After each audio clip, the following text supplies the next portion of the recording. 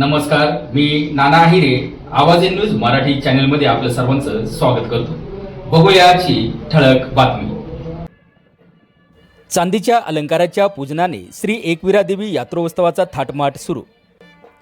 नाशिकच्या नांदगाव तालुक्यातील ग्रामदैवत असलेल्या श्री एकविरा देवीच्या वार्षिक यात्रोत्सवाला आजपासून मोठ्या उत्साहात सुरुवात झाली. यात्रेचे मुख्य आकर्षण म्हणजे देवीसाठी अर्पण करण्यात आलेले नवीन चांदीचे अलंकार. आमदार सुहास कांदे आणि यात्रोत्सव समितीच्या अध्यक्षा अंजुम कांदे आणि नगराध्यक्ष सागर हिरे सपत्नीक यांच्या हस्ते पुरोहितांच्या मंत्रोच्चारात या अलंकाराचे विधिवत पूजन करून ते देवीला अर्पण करण्यात आले. गेल्या 70 वर्षांनी नांदगावकरांना हा अलंकार अर्पण सोहळा पाहावयास मिळाला. या वर्षीच्या यात्रोत्सवाचे नेतृत्व अंजुम कांदे करत असून एकविरा देवी यात्रोत्सव समितीच्या पहिल्या महिला अध्यक्ष म्हणून मान भूषवल्याबद्दल या यात्रेला विशेष महत्त्व प्राप्त झाले आहे.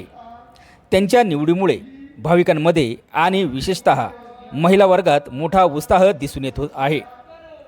पूजन सोहळ्यात देवीचा सुवर्णमय भासणारा चांदीचा मुकुट, चरण आणि पादुका, शस्त्रांमध्ये त्रिशूळ, 2 तलवारी आणि 2 गदा, गणपती बाप्पासाठी चांदीचा मुकुट आदी अलंकारांचा समावेश असल्याचे पाहायला मिळाले.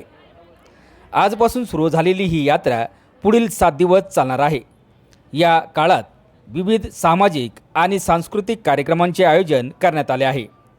यात्रोत्सवानिमित्त नांदगाव शहरात भक्तिमय वातावरण निर्माण झाले असून भाविकांचा उत्साह ओसंडून वाहत आहे. सुरेशप्पा शेळके, आवाज इन न्यूज मराठी, नांदगाव, नाशिक. जय राधेश्वरी जगदंबा एकविरा माता की जय. बोल एकविरा माता की जय.